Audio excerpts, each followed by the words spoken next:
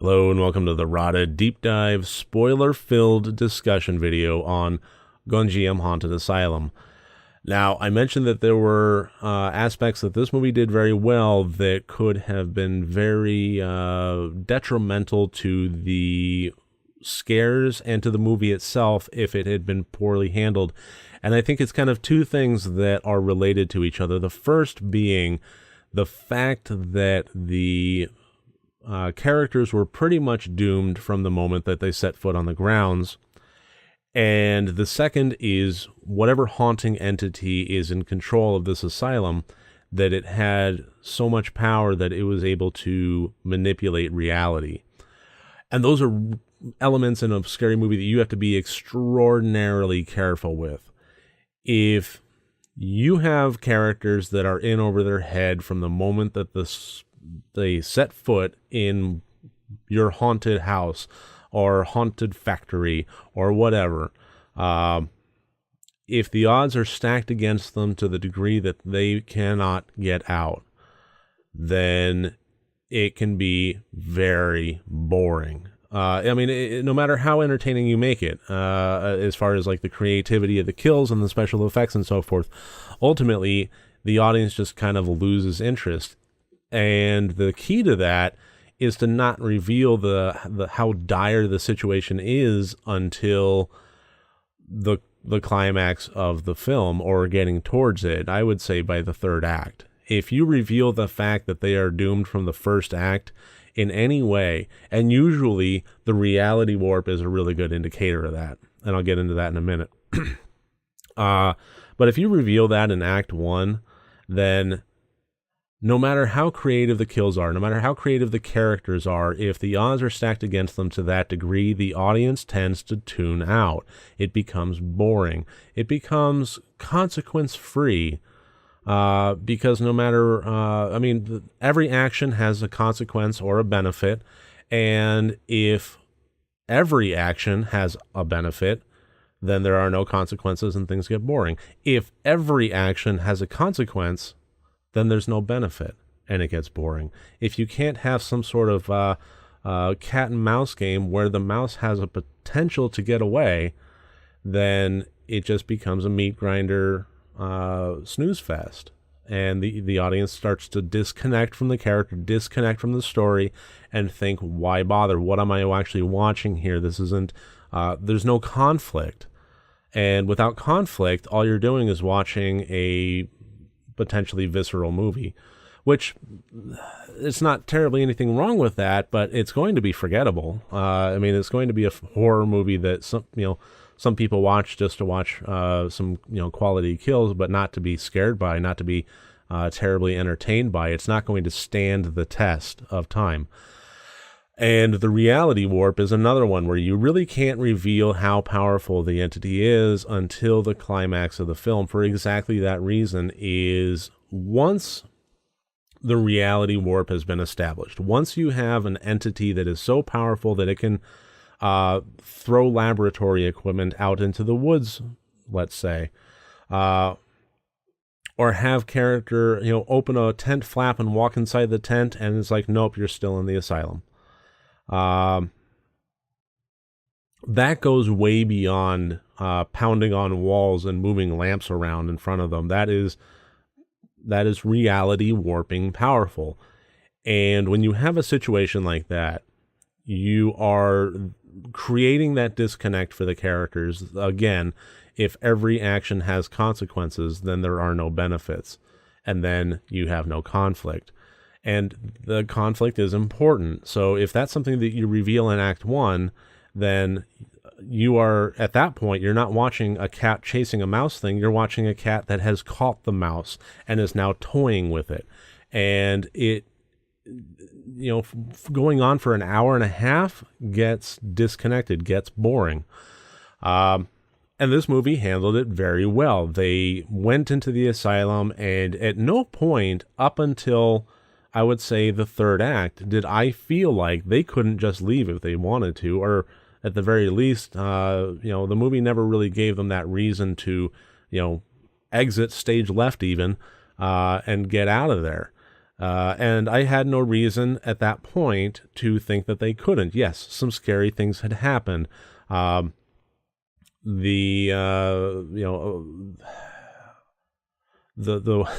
lot of them were fake outs, the ceremony that they did and the wig in the pool and so forth.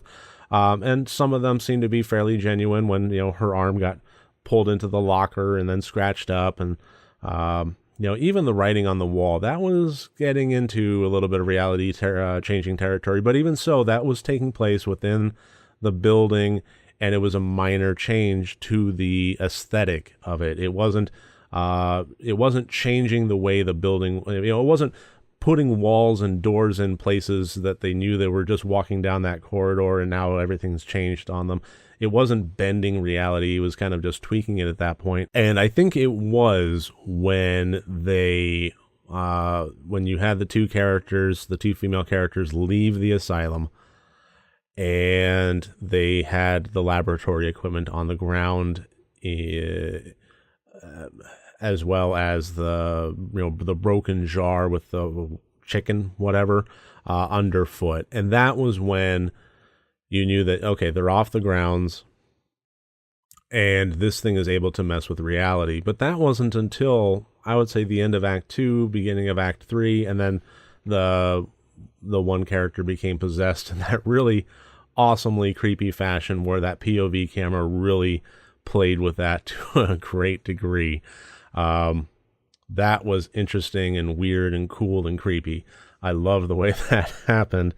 My roommates watched that with me, and they've been mimicking it ever since.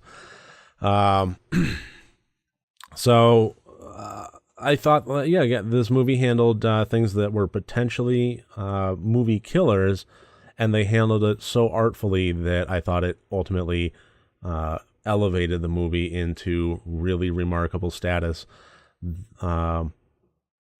Other things about this that really worked well, and especially as opposed to the Haunted House Project, I know they are two different movies and I don't want to necessarily compare a lot of them, but there were elements that one failed that this one didn't, and I'd like to kind of point those out.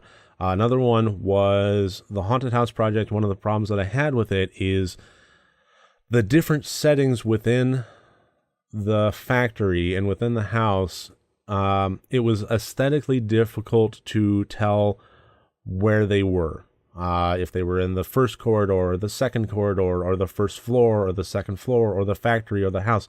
It was a bit difficult, and the settings tended to get blended together, and it became very disorienting, which kind of works, but ultimately, if you're so confused by where the person is in the first place, then you tend to kind of mentally check out of the movie. That's where your brain starts to focus on as well. If they were there, then who is there and why but that happened there, but I thought I saw that coffee. You're thinking about that instead of enjoying the movie. There was a space horror movie, Pandorum, that I thought suffered from the same element, is when you have a setting so vast and you don't make aesthetic markers that the audience can latch onto, immediately identify their setting, even if they don't consciously register it. They have registered it and can now focus on what's going on in that setting. And this movie, Gonjiam Haunted Asylum, did that very well, not by using a different aesthetic. You really couldn't tell the difference between first floor, second floor, third floor, or 402. The thing that made that possible was the director element. The fact that you had the director in the tent and he was controlling the action, that he would say, okay, floor 3, you guys go, say your line.